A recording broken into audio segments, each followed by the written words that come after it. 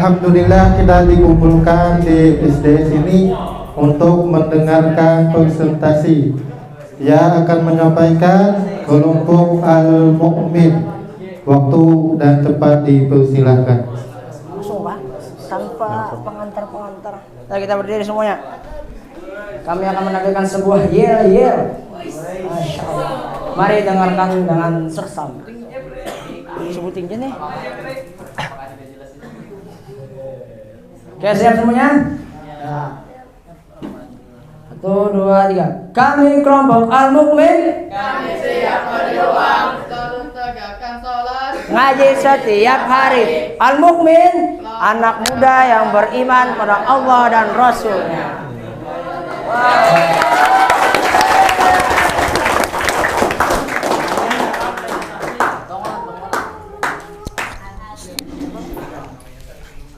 Langsung dah Pak.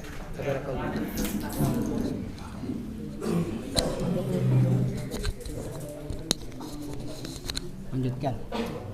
Assalamualaikum warahmatullahi wabarakatuh. Perkenalkan, nama saya Dapa. Kami dari kelompok Al-Mu'min yang beranggotakan Hasbi, Ajahar, Irgi, Afan, Fadil, Khairil, Jeffrey, dan Goni. Kami akan menjelaskan surah Al-Hujurat ayat 2. Ayat Quran Al-Hujurat akan dibacakan oleh Ajhar. Semangat Bang. Woi, semangat lagi, semangat. Jangan lemah. Harus lebih semangat Azhar bacanya, nyanyi kita. Berdiri Zah. Assalamualaikum warahmatullahi wabarakatuh. Di sini Ulun akan membacakan surah Al-Hujurat ayat 2 yang berbunyi A'udzu billahi minasyaitonir rajim. Bismillahirrahmanirrahim. Ya ayyuhalladzina amanu la tarfa'u aswatakum fawqa sautin nabi wa la tajharu lahu bil qawli kajahri ba'dikum li ba'din an tahbata a'malukum wa antum la tash'urun. Artinya, wahai orang-orang yang beriman, janganlah kamu meninggikan suaramu melebihi suara Nabi, dan janganlah kamu berkata kepadanya dengan suara keras sebagaimana kerasnya suara sebagian kamu terhadap yang lain. Nanti pahala segala amalmu bisa terhapus sedangkan kamu tidak menyadari. Ayat ini akan dijelaskan oleh saudara Oni.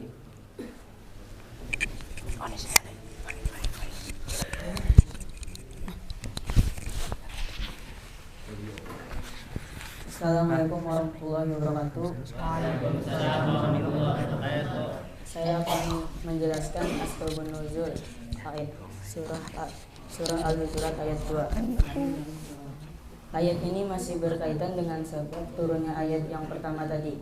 Ketika Abu Bakar dan Umar berdiskusi lalu berdebat sehingga suara mereka berdua meninggi, dan akhirnya Allah Subhanahu wa taala menegur agar tidak mengangkat suara di hadapan Rasul Shallallahu Alaihi Wasallam. Padahal mereka berdua tidak sedang mencela Nabi Shallallahu Alaihi Wasallam, akan tetapi mereka sedang mendukung Nabi Shallallahu Alaihi Wasallam. Namun dalam mendukung Nabi Shallallahu Alaihi Wasallam harus dengan adab, yaitu dengan tidak mengangkat suara di hadapan Rasul Shallallahu Alaihi Wasallam.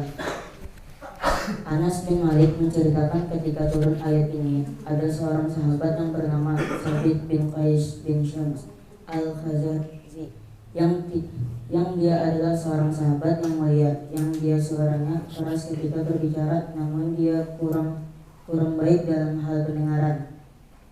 Dan biasanya jika ada orang yang pendengarannya terganggu, dia akan berbicara dengan keras ketika seakan-akan dia merasa bahwa orang lain juga pendengarannya terganggu, dan ini adalah kebiasaan orang-orang yang pendengarannya terganggu, yaitu berbicara dengan suara keras. Mungkin ketika dia berbicara, dia kurang mendengar suaranya sendiri.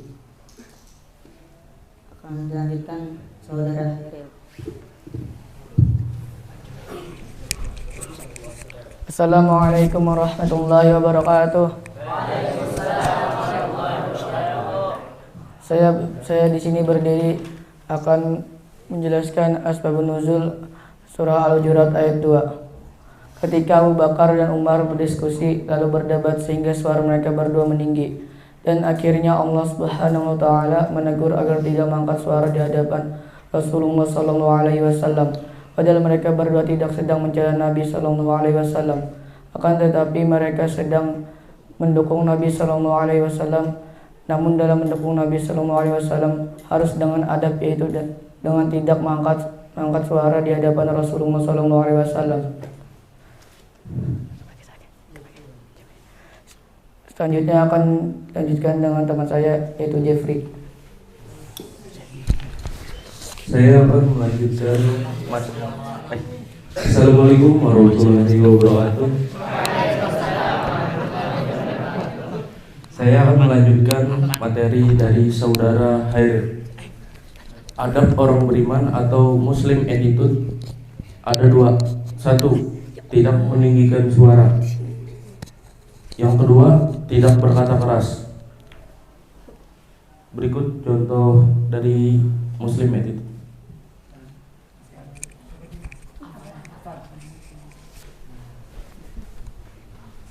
Assalamualaikum warahmatullahi wabarakatuh. Nama Ulun Nasran akan melanjutkan penjelasan dari saudara Jepri. Allah menyadarkan kepada kaum mukminin kesopanan dalam percakapan ketika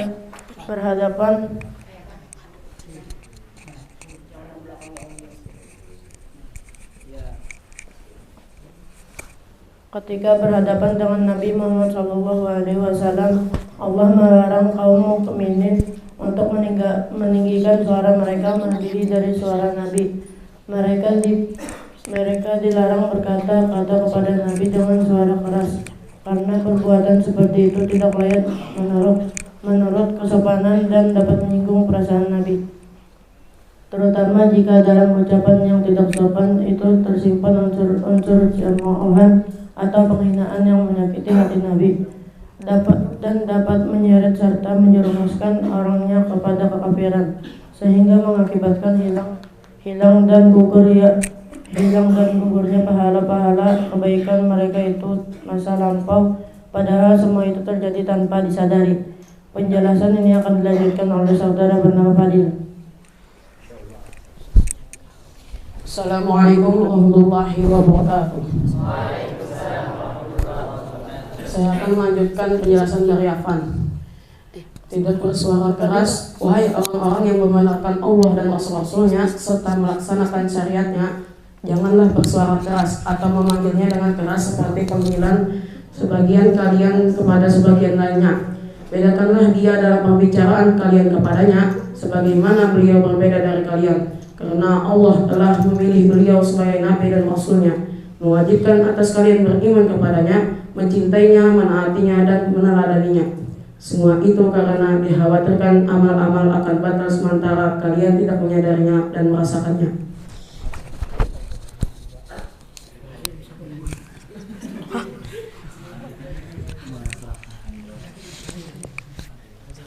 Assalamualaikum warahmatullahi wabarakatuh. Ulun akan menjelaskan tentang hadis tentang tidak meninggikan suara, bahwa Nabi Shallallahu Alaihi Wasallam kehilangan Sabit bin Qais. Lalu seseorang berkata, "Ya Rasulullah, aku tahu beberapa keberadaan dia." Lalu dia mendatanginya dan ditemuinya sedang duduk di rumahnya dalam keadaan menundukkan kepalanya. Orang itu berkata kepadanya, "Ada apa denganmu?" Dia menjawab, "Buruk, karena dia adalah orang yang biasa mengangkat suaranya melebihi suara Nabi Shallallahu Alaihi Wasallam. Sungguh telah hancur amal perbuatannya dan dia termasuk penghuni neraka." Maka orang itu menemui Nabi Shallallahu Alaihi Wasallam dan mengabarkan berita keadaannya, bahwa ia berkata begini dan begitu. Musa berkata, kemudian orang itu kembali kepadanya dengan membawa kabar gembira yang besar. Nabi Shallallahu Alaihi Wasallam berkata kepadanya, "Pergilah kepada Sabit dan katakan kepadanya bahwa ia bukan penghuni neraka, tapi ia penghuni surga." Selanjutnya akan dijelaskan oleh Irgi.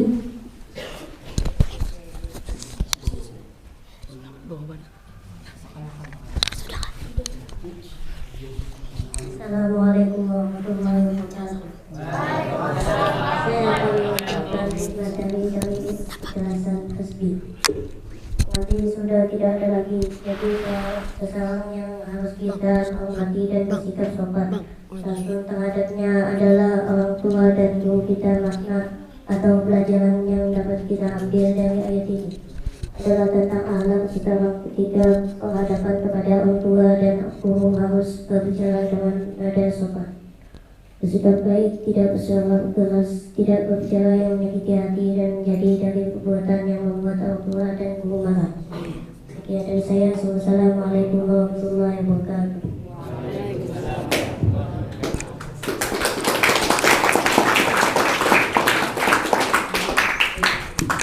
Nah, dari penjelasan kami ini dapat kami simpulkan ya, orang yang sekarang kita hormati kan Rasulullah kan sudah tidak ada lagi. Jadi yang wajib kita hormati sekarang Bonpian mondok di TCA. Jadi Bonpian harus menghormati abang-abangnya. Lagi guru-guru kelas tuh ada boleh Bonpian apanya Bu? Apanya Umi? Ada boleh gitu lah, pelan. Ada apa Umi? Ada Oto? Ada apa Abi? Ada apa Bang? Jangan sampai suara kalian melebihi suara abangnya.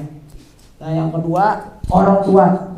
Orang tua kalian di rumah ada boleh berkata aja sudah tercatat sebagai dosa. Apalagi pen bersuara tinggi. Contoh, misalkan pen lagi main game kalau nah setuju mama pian Putra, tokarakan bang sama uyah ya. Hadang dulu malah ya. Ulun lagi main game. Bersuara keras itu. Terus sudah tercatat sebagai dosa kecil. Jadi bonpian harus berhati-hati dalam bersuara. Misalkan bonpiannya sholat sunnah lah, bukan sholat wajib, sholat sunnah, sholat duha. Tiba-tiba mama pian berpial. Anu aja. Jangan mama pian, putra, kesini bang setumat. Tuh boleh pun membatalkan sholatnya. Asal sholat sunnah, bukan sholat wajib lah.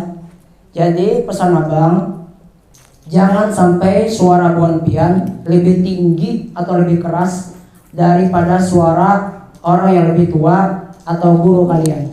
Sekian dari abang, terima kasih. Ada apa lagi? Tutup deh bang. Berdiri semuanya berdiri. Sekian dari kelompok Al-Mu'min, kami mengucapkan Assalamualaikum warahmatullahi wabarakatuh.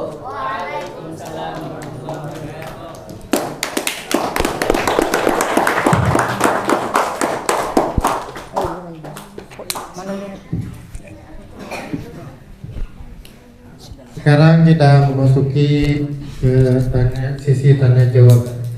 Ada yang bertanya?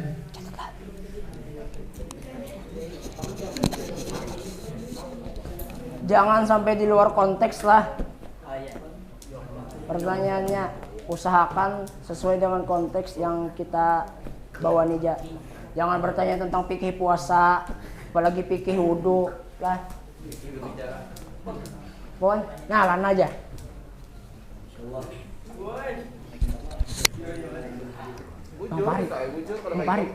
Bang Fahri. Sini Bang. Menjawab pertanyaan kita. Kan kepakaian Ustaz. Diri kah? Bantu Pak. Assalamualaikum warahmatullahi wabarakatuh. Waalaikumsalam warahmatullahi wabarakatuh. Pun anak putakon. Oke, boleh. Kapan waktunya untuk meninggikan suara? Oh ya, boleh. Tuh, itu ya. Sekian dari saya, terima kasih. Boleh langsung jawab ya. Ini langsung jawab aja Bang, udah langsung. Akan Bapak sambil disiapkan pertanyaan lagi. Soalnya sudah semua. Jadi abang akan menjawabkan pertanyaan dari Maulana. Kapan waktunya yang tepat saat meninggikan suara? Kan kada selalu kita suara rendah kok. Nah jadi ada waktunya. Mungkin misalkan tapi lihat kondisi juga lah, lama lah. lihat kondisi orang itu, dia itu punya pendengaran yang baik atau kada. Nah, jadi bilanya orangnya kata mendengar, bisa dia pengen keras sedikit. Tapi bila orangnya mendengar aja, apalagi dia gak awak, pengen kuciaki, itu sakit hati orang.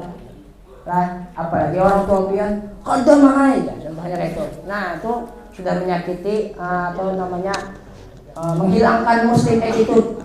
Karena kan sebagai muslim yang baik harus punya attitude. Sekian dan terima kasih. Ada lagi? Ada yang mau tanya lagi?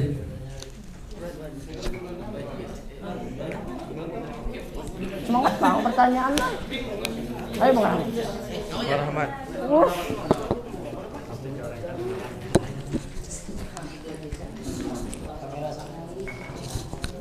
Assalamualaikum warahmatullahi wabarakatuh. Saya mau bertanya mengenai meninggikan suara. Pertanyaan satu, apa perbedaan meninggikan suara dan mengeraskan suara ya tadi? Ada dua rasanya tadi. Berkata keras rasanya. Berkata keras kan apa? Pokoknya ada dua tadi. Quran mana tadi? Rasanya berkata keras. Itu satu. Ya. Terus yang kedua, kita kan hidup di Indonesia yang dimana banyak suku dan bangsa. Terus ada beberapa suku yang memang dia itu berbicara keras sesamanya, entah itu dengan teman atau dengan orang tuanya. Biasanya kita dengar begitu. Contohnya kayak suku Batak, Sulawesi, dan NTB biasanya. Nah, bagaimana ayat tadi memandang suku-suku yang berbicara keras tadi? Itu. Dan apakah ayat tadi menyesuaikan dengan suku, tempat, atau ketersinggungan di dalam hati? Itu. Dapat pertanyaannya, dapat intinya? Dapat intinya. Ya. Oke, terima kasih. Assalamualaikum warahmatullahi wabarakatuh.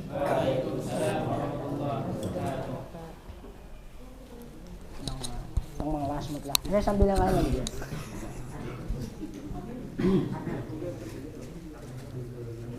Ada kah? Kejauhan Ria, sini gini.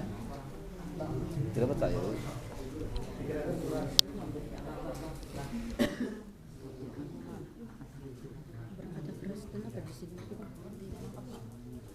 Keras, bersuara keras. Ya.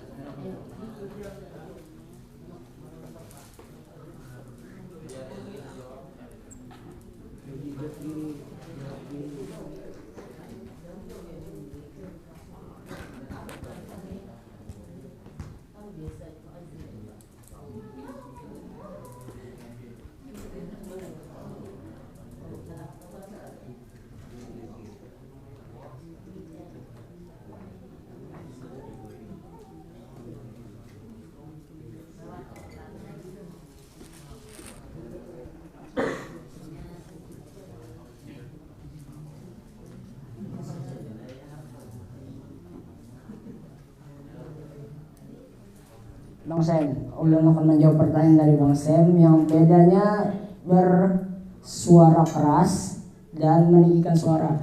Menurut penjelasannya ini, bersuara keras itu menandakan bukan meninggikan suara, itu menandakan seseorang emosi. Nah, kalau yang bersuara keras tadi itu bisa bukan emosi tapi bentuk kebahagiaan, orang berteriak, bisa itu rasa keberanian. Nah, itu contohnya. Yang kedua, pertanyaan Pian tentang kondisi tadi.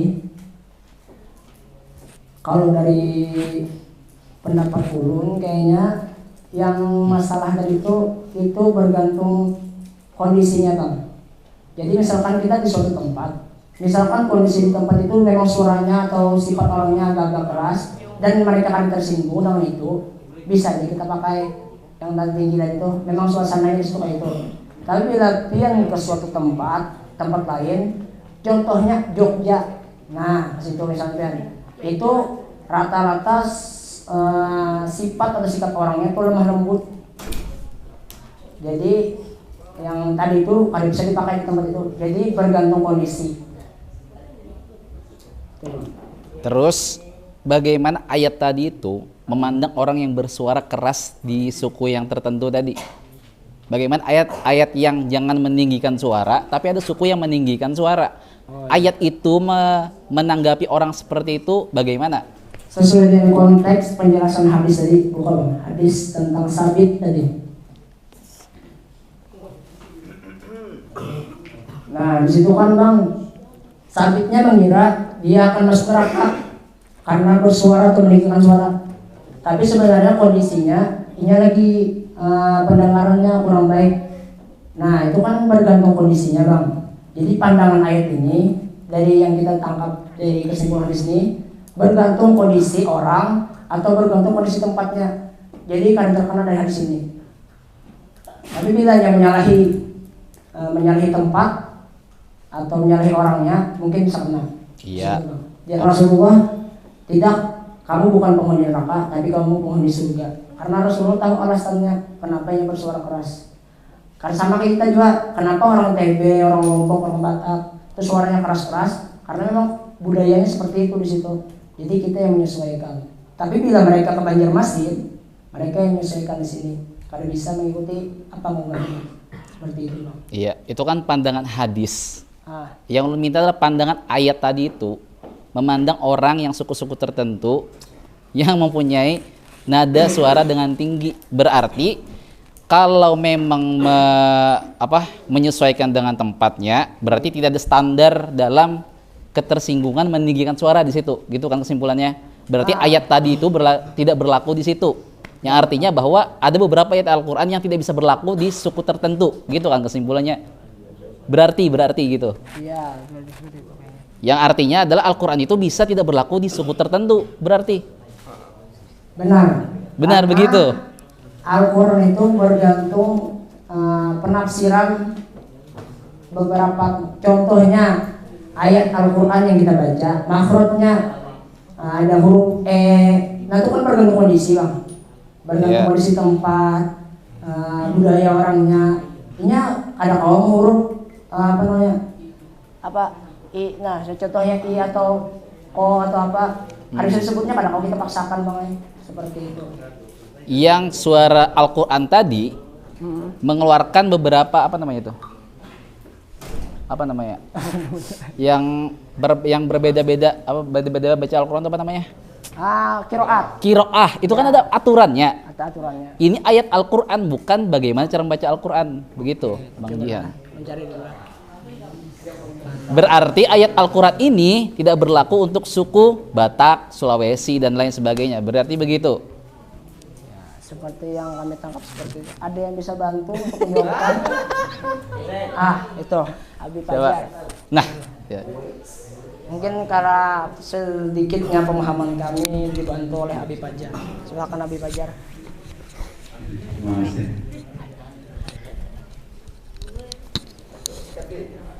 Assalamualaikum warahmatullahi wabarakatuh. Jadi kalau ingin menambahkan mungkin dari pandangan yang lain lah. Ya, Bang. Jadi ayat ini juga turun ketika Abu Bakar dengan Bani Tamim melakukan perdebatan yang sangat keras dengan nada yang keras dan kasar. Kemudian terdengar, maka ayat ini berlaku ketika itu. Karena mereka sama-sama orang yang beriman ketika itu. Kemudian implementasinya kita di TCA ini maksudnya adalah ketika guru mengajar di kelas, itu kan dengan nada yang lemah dan lembut untuk mengajar kepada peserta didiknya. Nah, adapun seorang peserta didik yang berbicara keras terhadap gurunya dan kasar, ini maka seorang murid tadi itu tidak memiliki adab dan akhlak. Nah, ketika dilaporkan misalnya ke apa namanya di sini itu? Kantor apa namanya kalau yang ngurus siswa? BK. Nah, dilaporkan ke BK, padahal dia sudah berkata kasar dan keras. Nah, mungkin orang kalau masalah yang watak pribadi seseorang suaranya keras karena perbatasan sungai, kemudian orang hidupnya di gunung, itu kayaknya fitrah kita masih bisa menilai mana yang orang berbicara keras, mana yang orang berbicara keras, itu masih bisa dibeda-bedakan.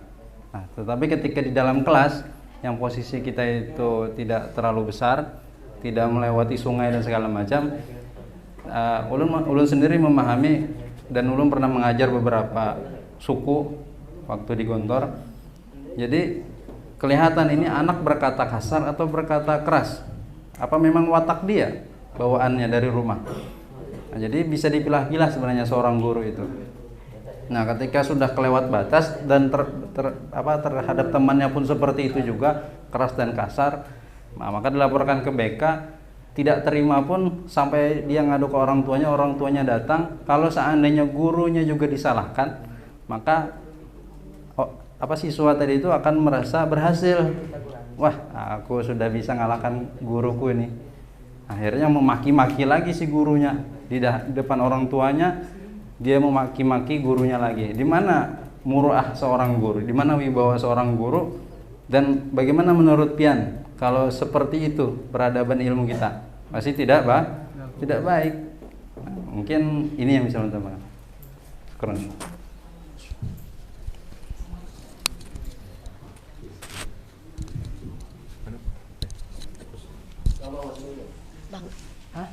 Kalau terlalu jauh konteksnya, konteksnya terlalu panjang dan tidak mendapatkan inti dari ilmu. Satu yang ditanyakan adalah bagaimana ayat itu memandang suku yang berbicara keras. Soal penyebab turunnya kan berbeda. Sedangkan beberapa suku memang bicaranya keras, tidak berdebat. Memang dia berbicara seperti itu. Yang mau lu tanyakan adalah satu, bagaimana ayat itu memandang suku tersebut? Apakah suku itu berdosa setiap hari? Begitu. Jadi kalau orang Batak masuk neraka dong semuanya. Kalau memang kata Pian itu termasuk dosa kecil. Walaupun dosa kecil dilakukan setiap hari kan lama-lama jadi besar. Satu, bagaimana ayat itu memandang suku-suku yang berbicara keras, yang tidak berdebat. Dia memang berbicara keras. Itu satu. Itu aja yang belum jelas. Dan itu kalau di TCA, di sini, di Kalimantan itu terlalu jauh pembahasannya. Yang belum tanya bagaimana ayat itu memandang suku yang berbicara keras. Apakah ada standar untuk berbicara keras dan berbicara kasar? Apakah ada standarnya untuk secara universal? Ayat itu kan Bang sebenarnya bisa ditafsirkan lagi, dijelaskan lagi lewat hadis Rasulullah. Nah, menurut pemahaman kami, sesuai konteks hadis tadi, hadis itu kan mengambil dari ayat yang asbabun nuzulnya juga Bang. Itu penjelasannya berarti sesuai kondisi. Kalau dari kami, ada lagi pendapat yang lain? Tapi kan kondisinya itu berdebat, bukan berbicara secara sehari-hari. Coba baca lagi konteksnya itu. Mereka bersuara keras bukan untuk menghina.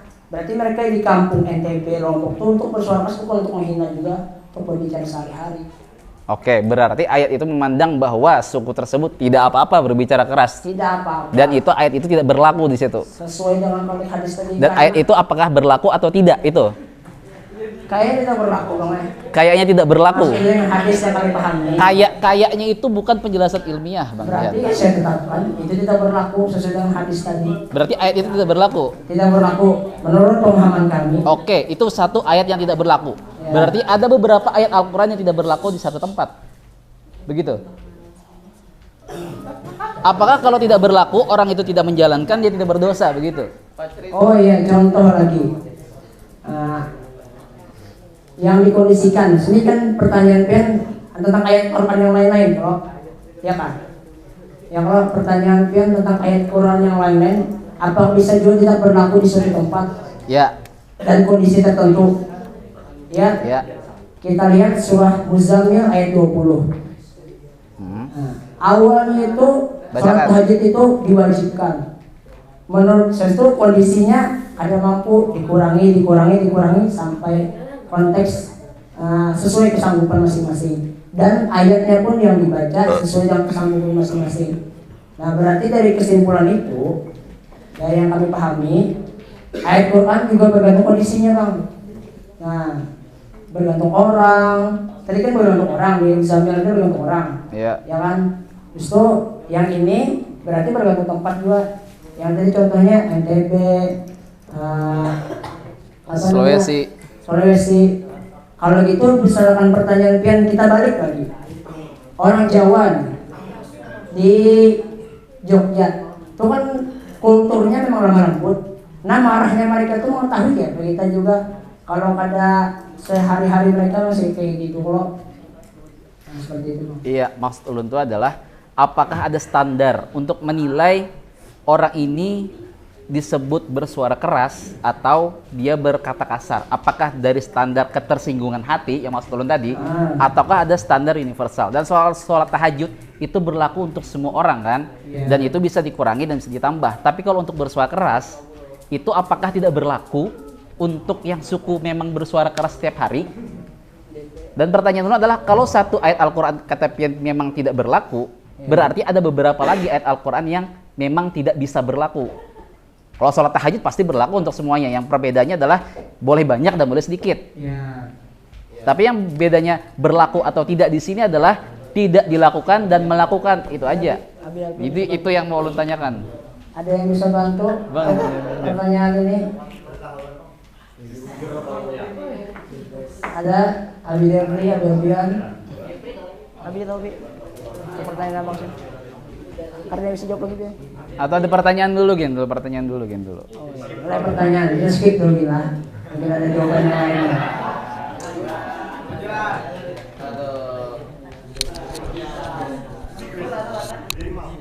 Ayo Lana.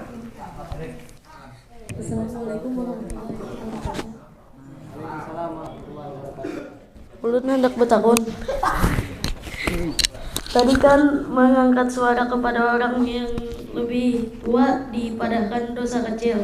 Nah, cara taubat dari dosa kecil itu bagaimana?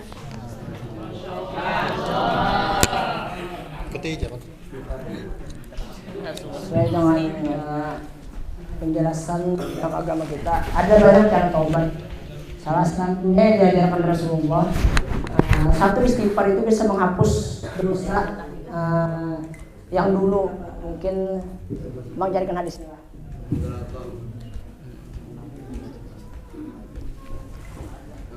Pun. Oh iya, Bang lah.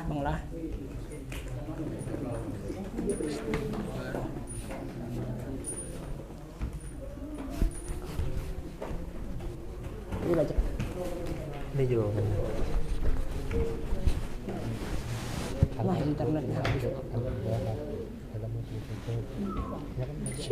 Mau balik? Ada.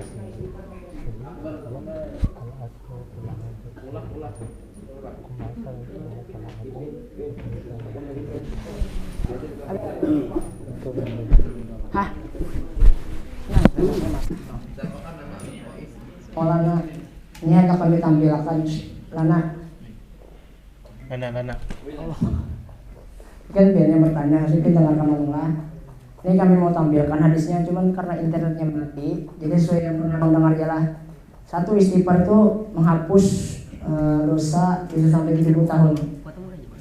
Abang pernah mendengar itu, kira lagi dari adalah satu istighfar bisa menghapus dosa bisa sampai 70 tahun. Asal istighfarnya benar, taubat. Nah, ada cerita di surah Al-Isra atau apa yang orang membunuh 100 orang. Surah apa itu? Surah bukan. Surah apa Bi? Ya hikmahnya dalam surah itu orang itu dia sudah membunuh 99 orang. Nah, jadi saat itu dia yang bertobat datang ke rumah ulama. Takutnya dan terimalah taubat ulama, sudah membunuh 99 orang. Ada terima aja jar ulama dibunuhnya genap 100. Takutnya pulang ke ulama sebetulnya. Jar ulama sebetulnya boleh aja asal wujud-wujud taubatnya. Nah, jadi satu istighfar bisa menghapuskan dosa. Nah, kita sekecil dari sekian, terima kasih. Ada lagi pertanyaan? Maulah, internetnya maulah. Kali jadi. Habis nih, Ja. Ada lagi pertanyaan? Daerah sana belakang. Menyanyikan suara.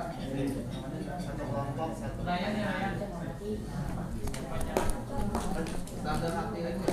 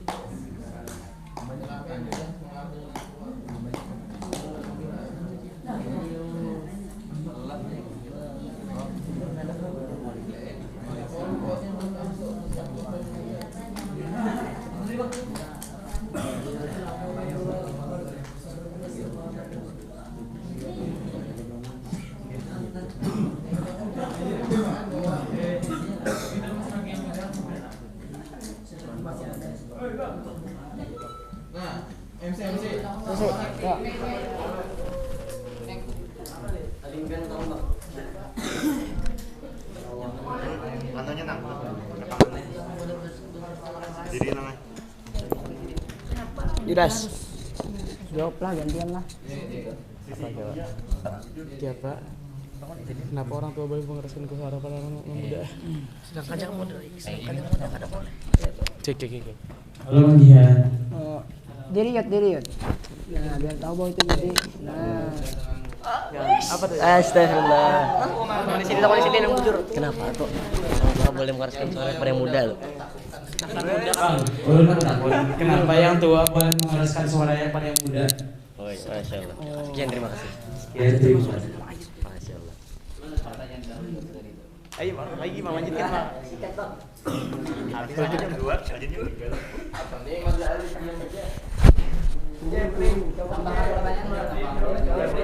Tambah pertanyaan boleh aja. Mau sebutin tadi Jakarta jawab lagi.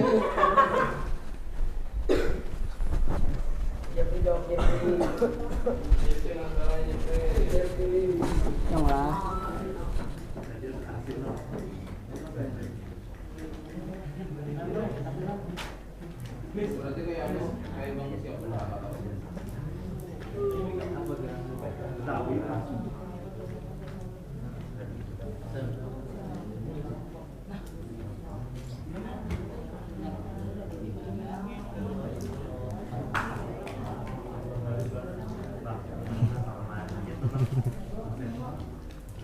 Pertanyaan itu apa? Iya. Yudi, ulang pertanyaannya Yudi. Ada yang lagi nah, ada catatannya. Yang tua boleh berkata keras kepada yang muda. Yang muda akan boleh berkata keras pada yang tua.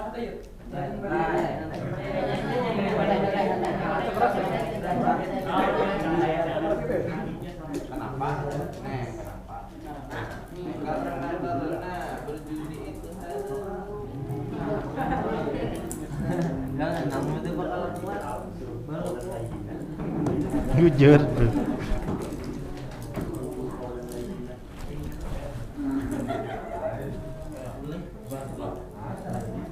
Dapat lah.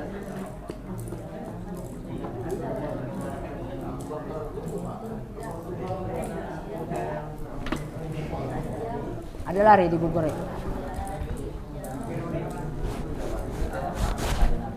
nahan, aku menjawabnya nahan. Nah, Aku menjawabnya. nah, Boleh lah. boleh.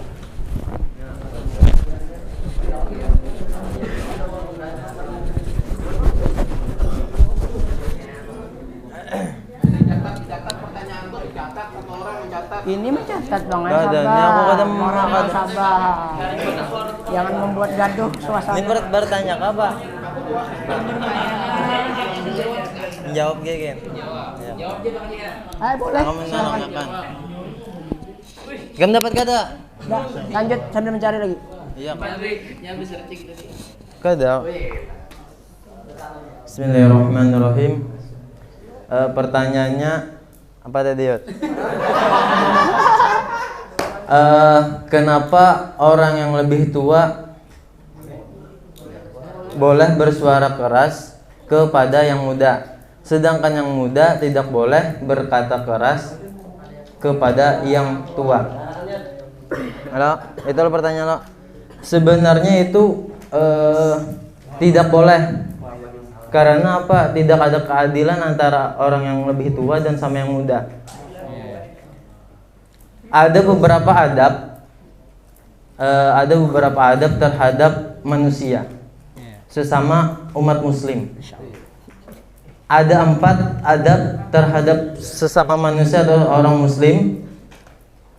Yang pertama, nih perlu diingat nih kawan-kawan perataan. Perlu diingat. Adab yang pertama adalah adab menghormati atau menghargai orang yang lebih tua daripada kita. Yang kedua, adab terhadap orang yang lebih muda daripada kita. Jadi kita kepada orang yang lebih muda daripada kita harus beradab juga. Harus ada etikanya juga. Jangan semena-menanya. Yang seenaknya, sementara kita lebih tua daripada yang lebih muda, seenaknya. Nah, itu tidak boleh. Terus adab yang ketiga.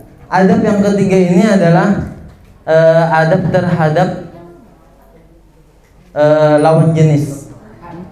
Nah, adab lawan jenis itu ada batasannya juga. Ada adabnya juga. Jangan seenaknya merasa oh karena papa juga aja, aku berjaga jarak juga aja. Nah, itu ada adabnya juga. Kada boleh menyakiti hati perempuan kan misalnya. Apalagi berlebihan misalnya, nah gitu. Ya tidak boleh lah. Adab terhadap ke lawan jenis. Itu yang ketiga. Yang keempat yaitu yang terakhir, adab terhadap teman sebaya. Nah, adab teman sebaya ini yang rancak, yang sering yang dilakukan. Contohnya apa? Bergegayaan, berlebihan, bersesambatan, lawan kekawanan teman sebaya. Nih, contohnya teman sebaya nih ya kayak ini nah. Kelas 7 sama kelas 7 itu teman sebaya namanya. Kelas 8 sama kelas 8 itu teman sebaya namanya. Jelas hadisnya kada tahu. Kelas 9 sama kelas 9 itu teman sebaya namanya. Yang sepantaran gitu. Hadis berbakti. Nah, itu harus ada adabnya juga. Harus saling menghormati, harus saling menghargai terhadap sesama muslim atau sesama manusia. Sekian, terima kasih. Assalamualaikum warahmatullahi wabarakatuh. Nah, ulang tambahkan sedikit kan? Mengolat jembe bandir. Hah? Jembe bandir boleh? Izin berbicara. Boleh, silakan. Ya, saya kira ini tidak akan pernah terjawab jawabannya karena tidak ada standar tadi. Nah, andaikan ada standar tadi, standar suara keras, suara tinggi, bagaimana ada standarnya, maka ini akan mudah terjawab jawabannya. Ya, terima kasih. Oh, berarti yang pertanyaan Bang Sam tadi lah. Nah, seperti Bang Najir sebutkan tadi, adab terhadap ini karena pencontohan kehidupan kita. Nah, seharusnya ada percontohan gitu. Ada sini, dapat ulun sedikit lah. Tinggal sedikit. Iya, Pak. Oh, ada lagi nah dua nah. Bon. Nih, yang bicara standar tadi Bang lah.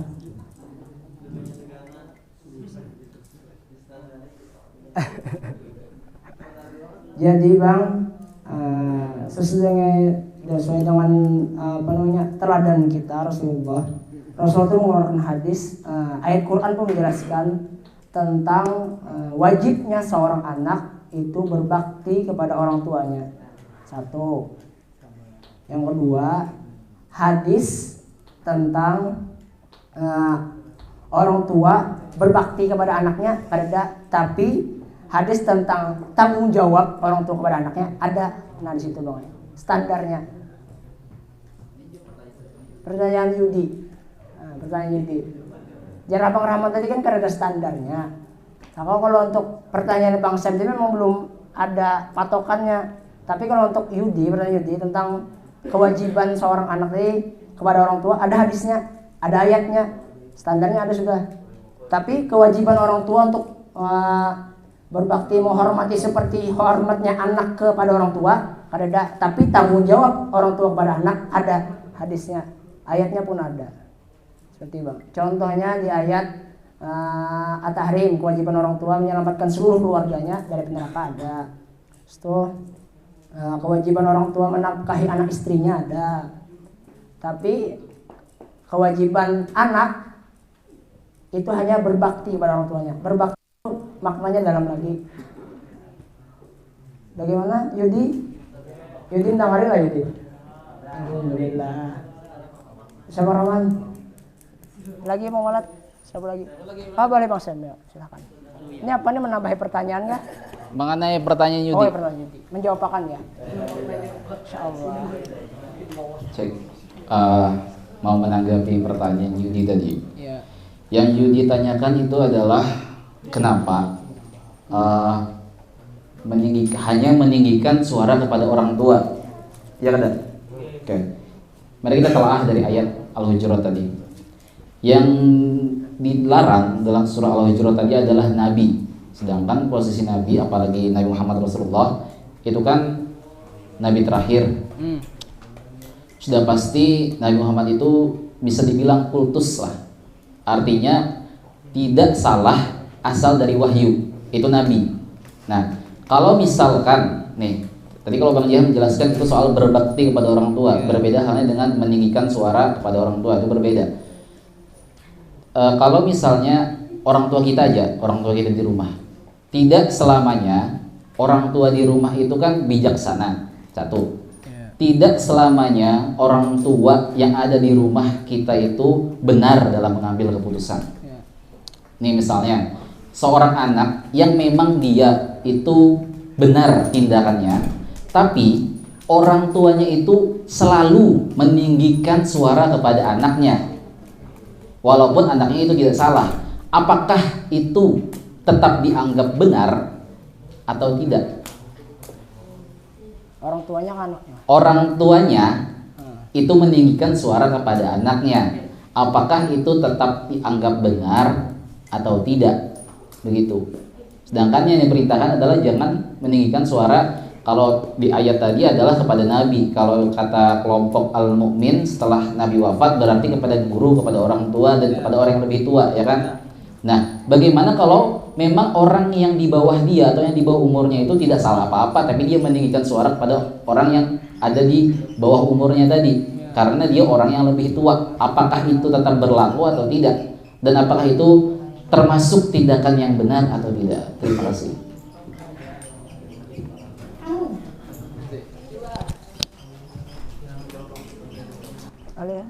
Ali surat berapa yang orang tua tuh? Ali surat berapa aja Bang Zen? Orang tua Bang. Ayat berapa? Al-Isra tentang orang tua. Ayat berapa Bang? Ya, ayat berapa? Apalah.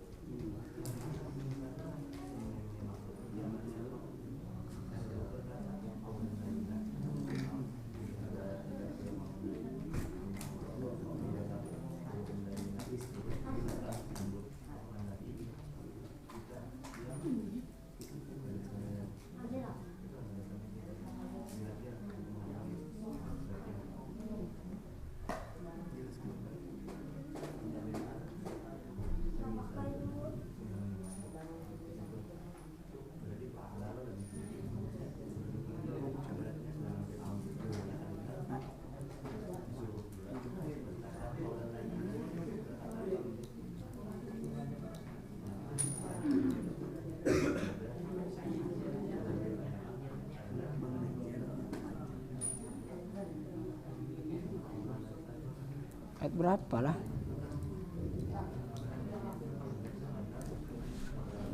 Ada lagi pertanyaan, tampungin dulu. Catat sudah tadi. Nah, harus dicatat pertanyaan sendiri.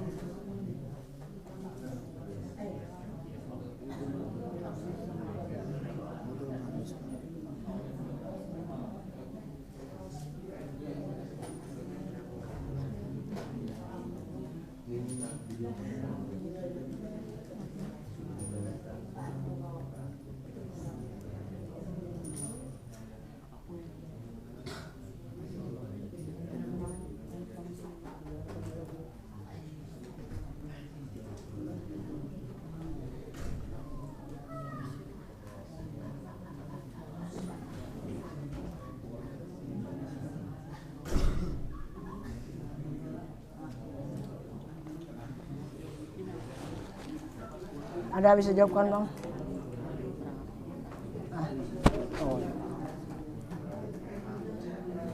Kalau sesuai yang di Quran nih bang, kita kalau orang tua itu salah atau apa, kita wajib menegurnya dengan cara yang baik, bukan dengan meninggikan suara. Yang surah Al-Isra ayat 23, Al-Isra 23 24. Nah itu bisa pengen baca. Itu surah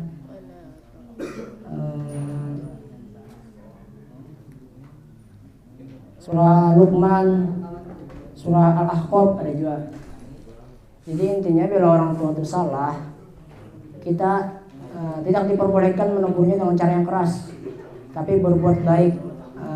Birrul walidain memang lah, berbakti, berbuat baik pada orang tua, seperti itu bang. Ada lagi bang Syam? Oh ya ada. Sepertinya tidak akan terjawab lagi. Oke. Itu ulun setuju benar. Ya. Tapi pertanyaan ulun itu simpel aja. Bolehkah tadi orang tua itu mengeraskan suara kepada orang yang lebih muda darinya? Hal itu dianggap benar atau tidak? Itu aja pertanyaannya. Kalau benar kenapa? Kalau tidak kenapa? Dan bagaimana cara menanggapi orang tua yang meninggikan suara dan berkata kasar tadi? Sudah menanggapinya, sudah terjawab tadi dengan berlaku baik kalau. Nah, yang kedua. Dan itu benar atau tidak? Kalau benar kenapa? Kalau tidak kenapa alasannya? Orang tua yang anaknya ini benar lah, yalah. Tapi disalahkan orang tuanya. Ya, dan dia meninggikan suara. Apakah tindakan itu termasuk benar karena hanya yang dilarang meninggikan suara adalah orang yang lebih muda kepada orang yang tua?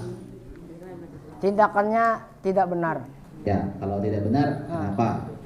Karena nasihat itu bisa dilakukan dengan cara yang baik. Bisa tadi contohnya ke Jarpian karena memang wataknya yang NTB tadi. Ya. Tadi kan tinggi-tinggi semuanya. Kalau mungkin dengan cara seperti itu memang kebiasaan orang tuanya. Kan ada orang tua tuh yang pemarah. Fokus. Kan ada orang tua yang memang pemarah, sifat dan wataknya memang pemarah. Nah, jadi sesuai dengan Abi Fajar tadi, kita harus bisa menilai lah sikap orang tua itu. Seperti itu, Bang. Oke, itu untuk pertanyaan Yudi. Pertanyaan Pian tadi, kenapa aja Pian lo konteksnya? Kalau Yudi sudah terjawab Yudi. Sekarang pertanyaan Pian tadi, bantahan Pian. Ya, bantahan dulu. Oke. Berarti tidak benar. Ya, kalau memang yang dilakukan anak itu benar, memang benar. Ya. Tapi orang tua ini salah menegurnya karena di pandangan orang tua itu salah. Nah. Ya. Tapi kalau sepakatnya memang kesepakatannya itu benar yang dilakukan anak tuh. Contohnya aja ulun lah pernah. Kan ulun bahari kan mengaji nih. Wadah bidawas lo. Keluar sampai tengah malam. Nah, mengajinya tuh biar mama abah ulun nih sampai sari-sari Bang. Kenapa sampai malam-malam mengaji ya? Kan orang tua kan tahu yang kita lakukan di situ, dikira sih itu perjalanan macam-macam. Nah, di situ belum konteksnya Bang. Nah, kita jelaskan bahwa kita ini mengaji, ada gurunya, teman-temannya ini, kan bisa dengan cara yang baik. Dalam konteks tadi, orang tua memang salah karena menegurnya dengan cara yang keras, sedangkan beliau tidak tahu apa yang kita lakukan. Tugas kita sebagai anak berbakti, menjelaskan dengan cara yang baik sesuai dengan ayat Al-Quran. Surah Al-Isra ayat 23-24. Pergaulilah orang tuamu dengan cara yang baik. Oke, itu sudah jelas. Berarti tidak dianggap benar. Ya. Walaupun orang yang lebih, cuma hanya yang disuruh adalah orang yang lebih muda tidak boleh meninggikan suara kepada orang yang lebih tua. Ya. Tapi kalau orang tua memang meninggikan suara dengan alasan yang tidak jelas, berarti tidak benar. Tidak benar orang tuanya. Selama yang dilakukan anak itu benar. Ya. Tapi boleh orang tua bila marah apabila anaknya ada sholat, itu dianjurkan Rasulullah, bahkan sampai dipukul. Ya. Nah. Oke. Terjawab? Terjawab. Jadi terjawab. Yes, Yudi. Ada lagi pertanyaan? Pertanyaan ulun aja lagi. Pertanyaan ulun lagi belum? Ada yang terjawab pertanyaan Bang Syam lah, Bang. Ada lagi pertanyaan? MC mana MC? Takut ada pertanyaan lagi. Bon. Nah, tuh. Kenapa Bon ini? Nanya MC ada yang bertanya lagi? Ya, tuh Hairil Bang, Syahril.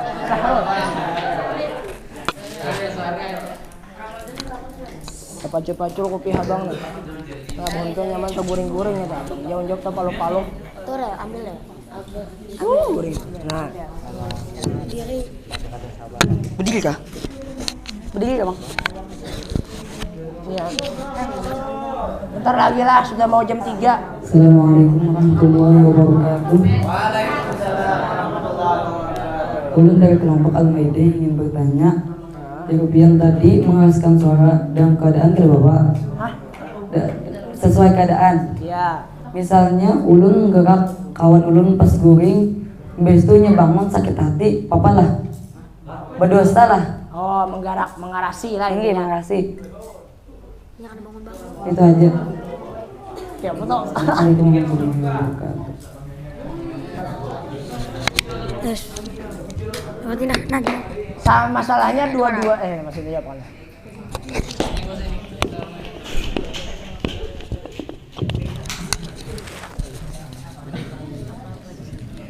Bingung aku. Masalahnya nih konteksnya menggarap tadi lah. Tahajud, misalkan tahajud ya kalau kenapa pin menggarap keras tuh kenapa lu? Kan bangun.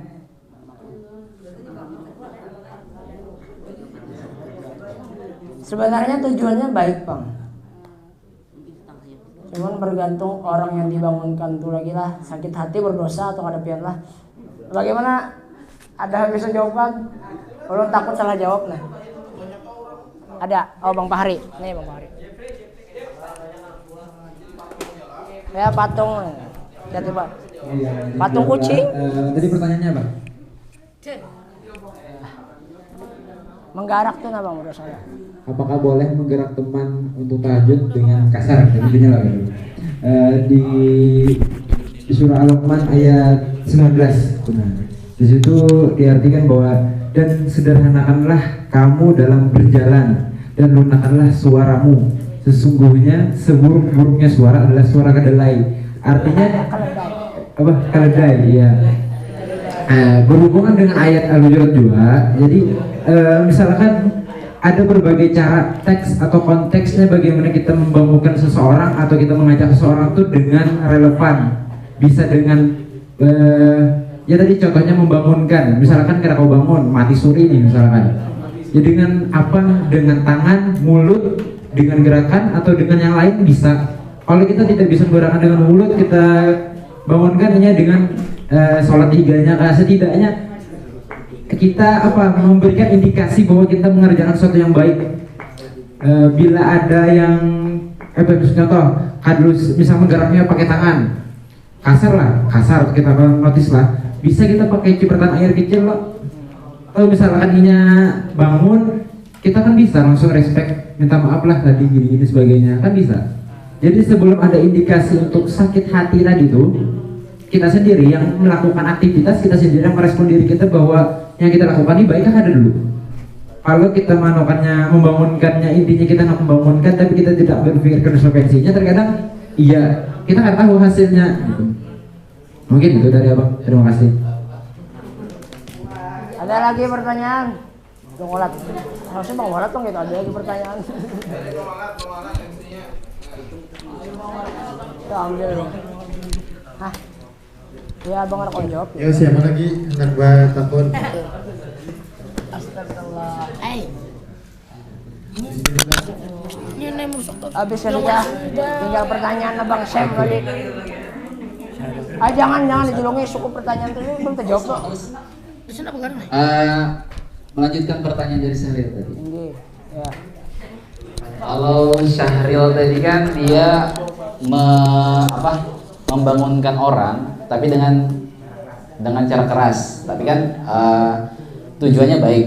Oke, dijawab oleh Bang Fahri adalah selama dia ketersinggungan karena suara keras tadi, berarti berdosa. Nah, terus bagaimana kalau kita ini sudah melembutkan suara, menghalau dari ketersinggungan tadi, tapi orang tadi tetap tersinggung, apakah kita tetap berdosa atau tidak? Kalau standarnya dari ketersinggungan hati tadi, karena ketersinggungan hati orang itu beda-beda, gitu. masalah hati ini bang, masalah yang sangat sulit untuk diatasi karena hati ini bergantung pada jiwanya masing-masing. Ulun nggak tahu hati pian itu kayak apa. Nah, pian sari atau ada ulun, kalau tahu hati ulun itu kayak apa. Jadi kita lakukan sebisa mungkin untuk mencegah penyakit hati orang lain. Tapi bila orang itu sakit hati juga, itu urusannya dengan yang di atas lagi. Kita sudah berusaha semampu kita untuk menjaga. Nah, seperti itu. Ada lagi? Ada lagi. Lanjut terus. Yang lain Pandil. Oke. Yang ulun minta bukan mengatasi apa tadi? Mengatasi kesulitan menangani hati. No, bukan. Tapi tanggapan al-mukmin nih bagi orang yang sudah kita bicara baik-baik tetap tersinggung. Dan hasil dari ketersinggungan tadi apakah tetap menghasilkan dosa atau orang yang tersinggung tadi yang mendapatkan dosa? Begitu.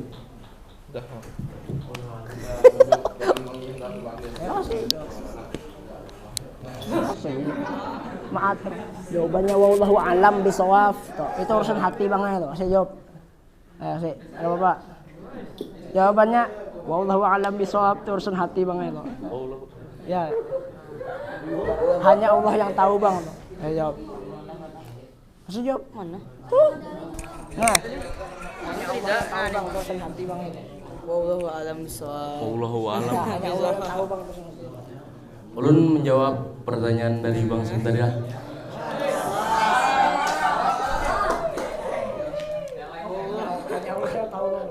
Wallahu alam bisawab. Hanya Allah yang tahu aja Bang ya. Kalau urusan hati ini dan dosa semuanya manusia kan yang tahunya bang.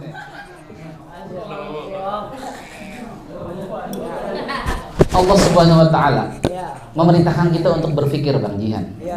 Bukan pasrah Allahu a'lam bishawab, bukan. Bagaimana? Itu bagaimana kalau yang tadi itu sama pertanyaannya. Kita sudah berbicara lemah lembut, dia tetap tersinggung. Dan apakah hasil ketersinggungan tadi menghasilkan dosa untuk kita, ataukah orang yang tersinggung tadi yang menghasilkan dosa? Ya kan itu pertanyaan Bang Sam itu menyangkut hati bang. Hati manusia itu kita berpikir orang tuh baik karena tersinggung, itu pikiran kita bang. Iya, pertanyaannya adalah apakah yang misalnya ulun Bang Rahman nih, ulun sudah Bang Rahman bangun, tersinggunglah Bang Rahman. Ya. Apakah yang mendapatkan dosa ulun karena membuat dia tersinggung, atau Bang Rahman yang mudah tersinggung yang mendapatkan dosa dari kelemahan hatinya tadi? Pertanyaannya siapa? Gitu. Siapa yang dapat dosa? Bagaimana menanggapi hal tersebut dalam kita berinteraksi sosial, apalagi kan kita menginap semua, ada yang menginap, ada yang berinteraksi 12 jam di sini. Bagaimana menanggapi hal tersebut? Dan bagaimana seharusnya kita sebagai seorang guru dan bagaimana sebagai seorang murid? Gitu. Makanya dong supaya untuk terhindar dari masalah itu kita jaga sebisa mungkin ya kalau. Nah, jangan sampai menyakiti hati. Ya, sini Padel, Abang belajar Padel. Sini Padel. Kalian bacalah aja Abang nah.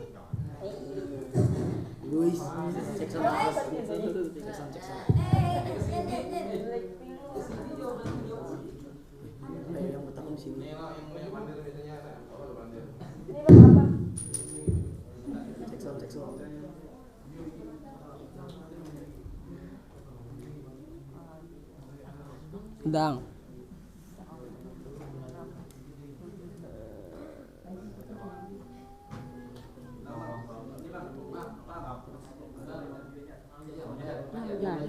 Nah. Abi Bajar. Ya, Abi Bajar. Julung belum Abi Bajar. Ya. Oh.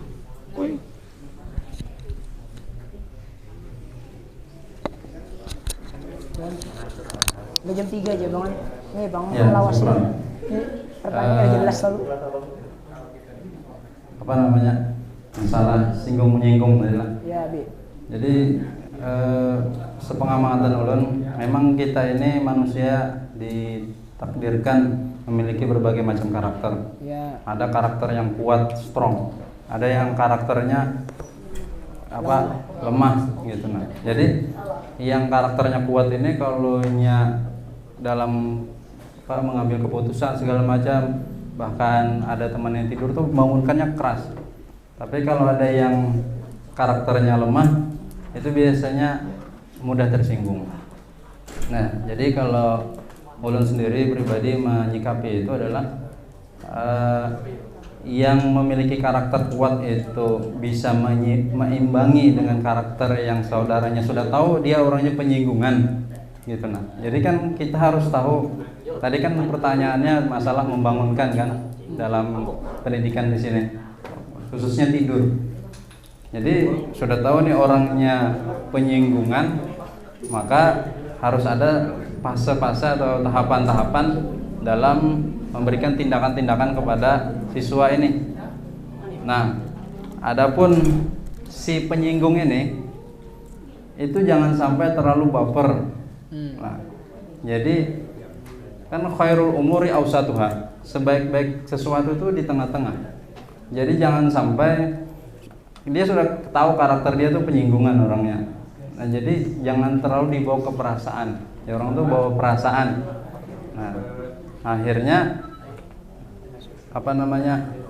terbawa suasana, akhirnya menangis dan segala macam, berhenti sekolah. Nah, padahal itu tidak harus dilakukan. Nah, yang kalau saran ulun tadi itu antara pendidik dan juga peserta didik itu mengetahui kapasitasnya masing-masing dulu. Adapun dosa atau tidak,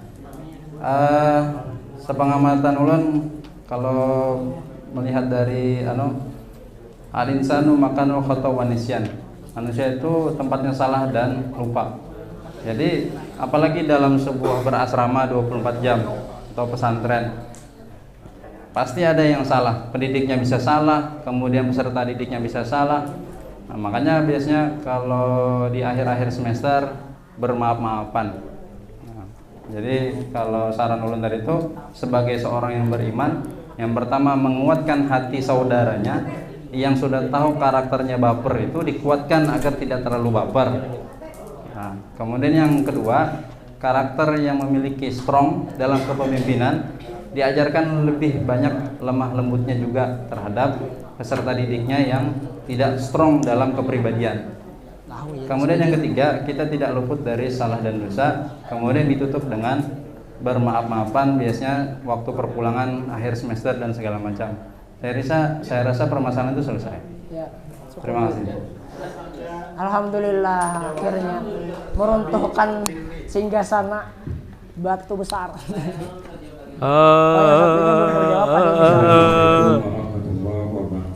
Waalaikumsalam warahmatullahi wabarakatuh. Menambahkan aja masalah masa banjir minum.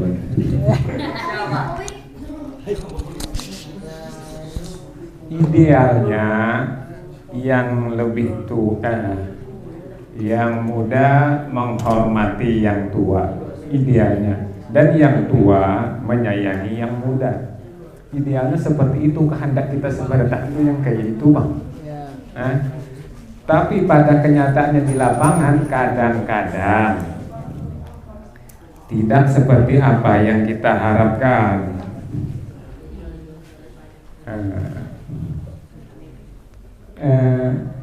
Bila ada kadang-kadang guru kita mudabir muslim itu berkata yang nadanya agak tinggi, itu konteksnya konteks dalam pendidikan, bukan menyangiti.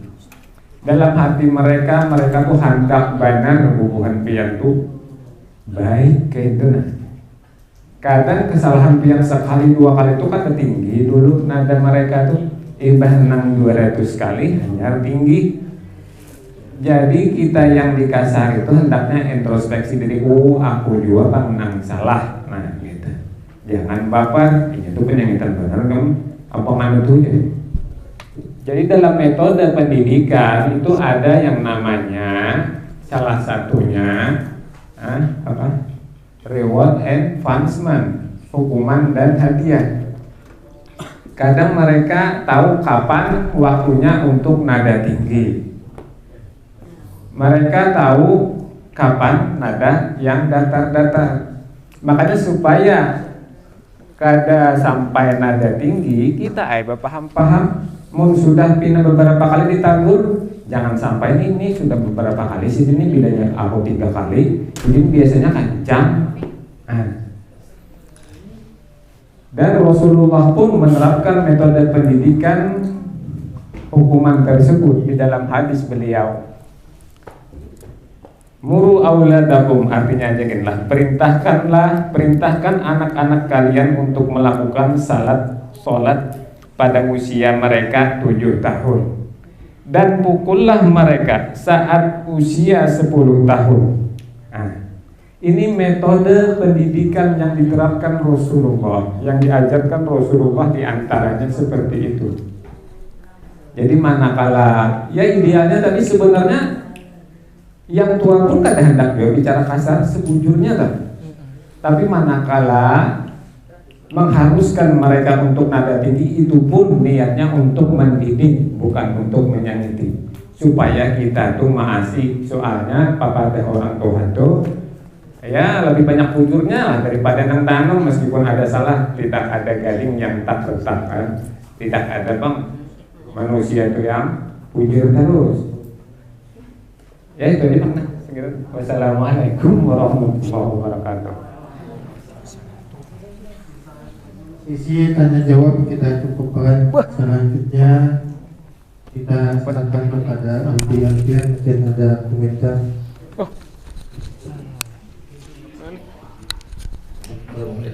15 menit lagi bang.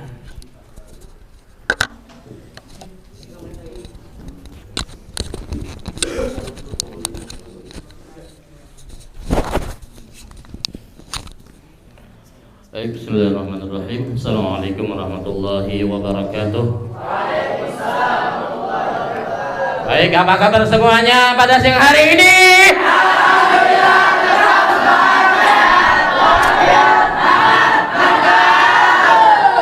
Masih kuringan aja. Baik ya. Tema kita hari ini tadi adalah attitude muslim.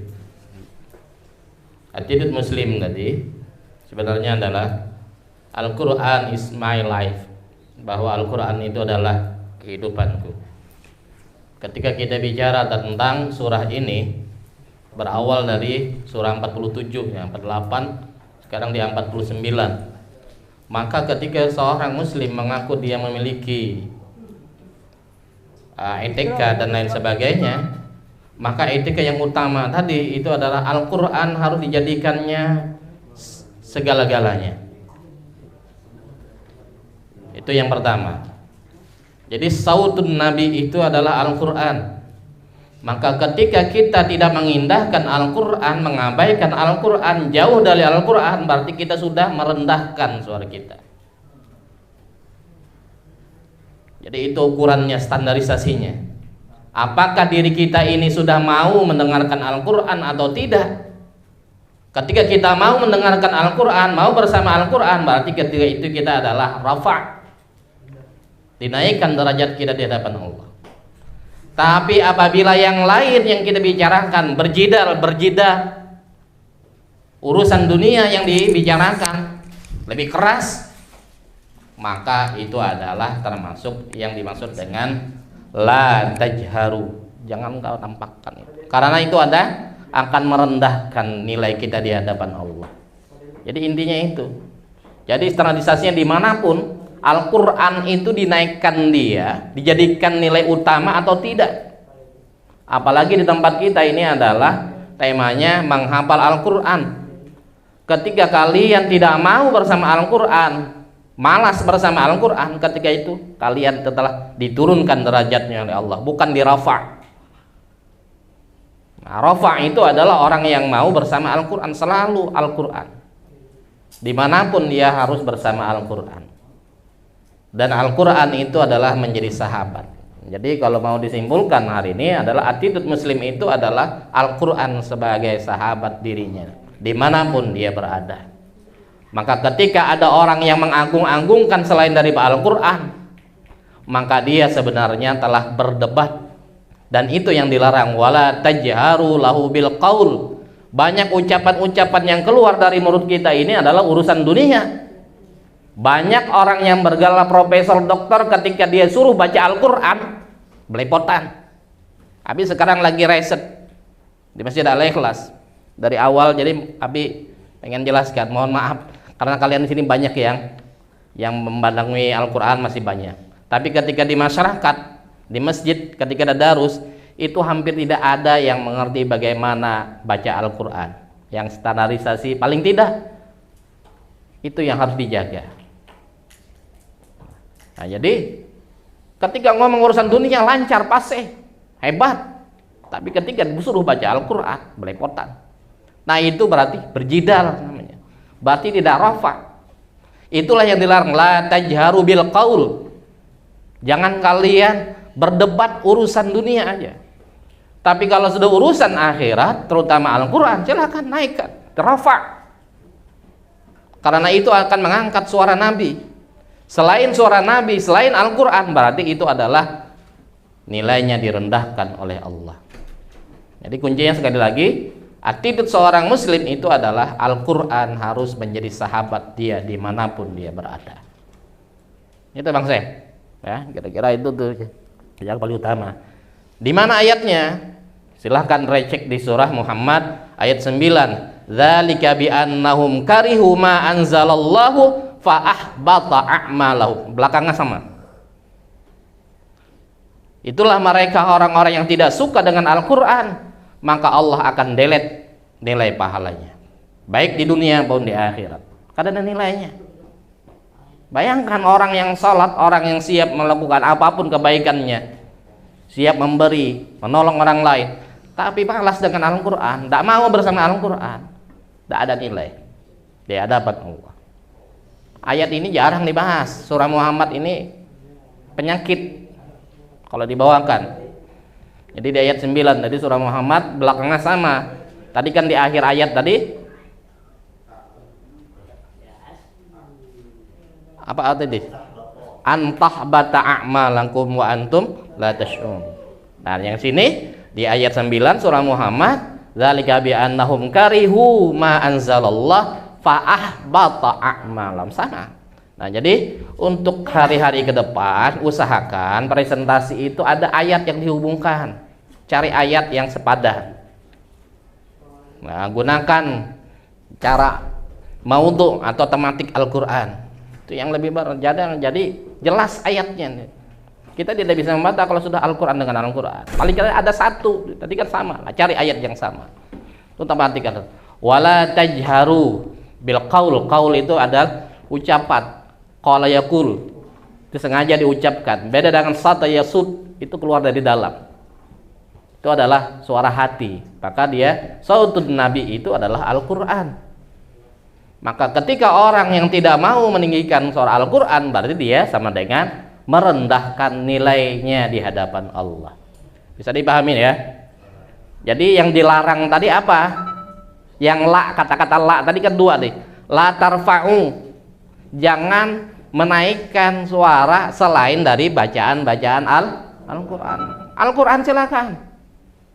Kalau perlu dibawa kemana aja, ke dalam hutan, nyaringkan suaranya. Maksud nyaringkan suaranya supaya apa? Supaya dikenalkan bahwa nilai Al-Quran itu adalah yang bisa menjadikan manusia ini menjadi lebih baik, bukan budaya dan peradaban. Jadi kalau hanya budaya ini suaranya kasar di sana, itu tidak. Pakai Al-Quran kata mereka. Banyak orang yang bahasanya tadi menggunakan Al-Quran, maka dia adalah berarti sudah nilainya nilai Al-Quran. Belum tentu yang lemah lembut itu bernilai Al-Quran, padahal itu adalah berbisa. Munafik itu orangnya pintar, bahkan disebut-sebut Rasulullah aja sampai terkesima ketika mereka ngomong, pandai bersilat lidah, tapi adalah menusuk dari belakang, dan itu adalah penyakit karena bukan bersasarkan Al-Quran. Nah, jadi sekali lagi, yang la tajharu bil qaul itu adalah berdebat. Yang diangkat kalau sudah diskusi tentang urusan dunia, wah hebat bener. Nah, ini yang dilarang. Kalau kita berdebat seperti tadi, Abi terus terang, angkat topi dulu. Asal jangan ada yang ngantuk, yang benar. Karena apa? Perdebatan kita mempertahankan tentang bunyi satu ayat. atau ayat, silakan ya berdebat. Ayat Al-Quran yang didebatkan, bukan urusan yang tidak jelas. Itu yang berhubungan dengan ayat kita. Kemudian ada beberapa pertanyaan tadi yang perlu didudukkan permasalahannya. Yang pertama, kalian di sini, kita semua sini adalah sekolah, ada peraturan. Maka peraturan itulah yang mengikat. Suka tidak suka terhadap peraturan itu harus ditaati dan harus diindahkan. Ya. Baik yang aturan di sekolah maupun yang di asrama. Ketika kesepakatan itu sudah tertulis, maka itu ada resikonya. Maka mau tidak mau itu harus diindahkan. Suka tidak suka, karena itu adalah dalam rangka pendidikan. Ya. Dan intinya adalah bahwa ada satu ucapan yang bagus yang perlu diingatkan. Al-adabu ahammu minal ilmi. Attitude itu lebih utama daripada ilmu yang tinggi. Al-adabu, yang lain lagi, al-adabu asasun najah. Adab itu adalah pangkal untuk meraih kesuksesan. Jadi walaupun ilmu setinggi langit tapi tidak punya attitude, tidak punya etika, itu ada manfaat ilmunya. Nah, makanya sekali lagi pada kawan-kawan, anak-anak Abi semuanya, ketika kalian sudah masuk di sini, maka lihat peraturan kembali. Jangan baperan, tadi kata Abi sana tadi. Baper itu penyakit. Ya. Sudah tahu jamnya dibangunkan, ya bangun. Jangan meror-meror. Kalau Abi lain. Kalau sudah seperti itu, siram aja, lain lagi ceritanya.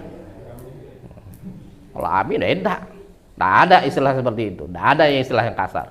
Peraturan tetap ada peraturan. Kalau sudah diingatkan, beda.